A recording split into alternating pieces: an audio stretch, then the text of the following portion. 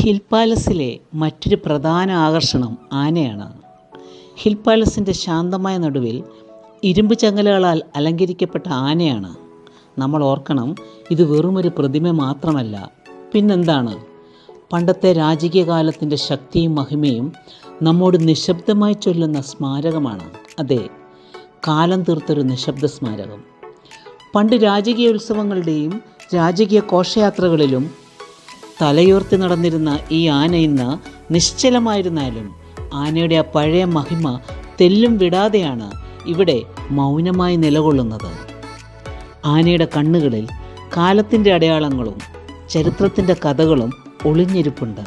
മാത്രമല്ല, കരളുണർത്തുന്ന ദുഃഖവും ആനയുടെ കണ്ണുകളിൽ കാണുന്നുണ്ടെങ്കിലും ആനയുടെ രാജകീയ ഭംഗിയുടെ തെളിച്ചത്തിന് ഒട്ടും കുറവില്ല. ഒരിക്കൽ രാജകീയ ഉത്സവങ്ങളുടെ അഭിമാനവും രാജകീയ ശക്തിയുടെ പ്രതീകവുമായിരുന്നു ഈ ആന.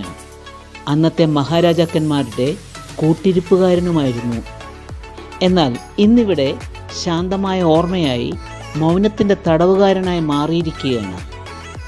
മൗനത്തിൻ്റെ തടവുകാരനും ചങ്ങലയാൽ ബന്ധിക്കപ്പെട്ടവനും കണ്ണുകളിൽ രാജകീയ ദുഃഖം ഒളിപ്പിച്ചു വെക്കുന്നവനാണെങ്കിലും ആനയുടേതായ സ്ഥായിയായ രാജകീയ മഹിമ തെല്ലും വിടാതെയാണ് ഈ ഹിൽ പാലസിൻ്റെ ശാന്തമായ നടുവിൽ മൗനത്തിൽ മറിഞ്ഞൊരു കഥയായി നിലകൊള്ളുന്നത്.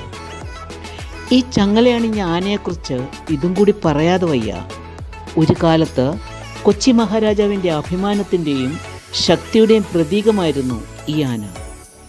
ഇതിൻ്റെ കാൽപ്പാടുകൾ ഭൂമിയിൽ പതിക്കുമ്പോൾ ഭൂമി തന്നെ രാജകീയ സംഗീതം മുഴക്കുമായിരുന്നു. അന്ന് ഈ ആന മിന്നുന്ന സ്വർണ്ണ നെറ്റിപ്പട്ടം കെട്ടി കാറ്റിൽ വീശുന്ന മുത്തുമാലകളും അണിഞ്ഞ് രാജധാനിയുടെ നടുവിലൂടെ ഒരു ദിവ്യമായ പ്രൗഢിയോടെ ചുവടുകൾ വെച്ച ഒരു കാലമുണ്ടായിരുന്നു.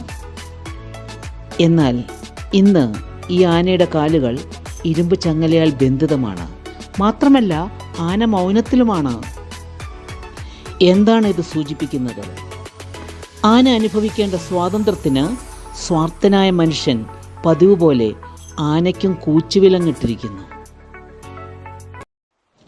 ഹിൽ പാലസിലെ സ്വർണ്ണ ചങ്ങലയണിഞ്ഞ ഈ വനരാജാക്കന്മാർ ഹിൽ പാലസിൻ്റെ പ്രാകാരങ്ങളിൽ അഭിമാനത്തോടെ ഇന്നും സന്ദർശകരെ വരവേൽക്കുന്നു. അവർ കാത്തിരിക്കുന്നു നിങ്ങളുടെയും വരവിനായി. ഹിൽ പാലസിലെ അടുത്ത കാഴ്ചകൾ കാണാൻ ബീനാസ് ഫൺ വേൾഡ് സബ്സ്ക്രൈബ് ചെയ്യുക. ലൈക്ക് ആൻഡ് കമൻറ്റ്സ് ഇടാൻ ഒട്ടും മടിക്കണ്ട.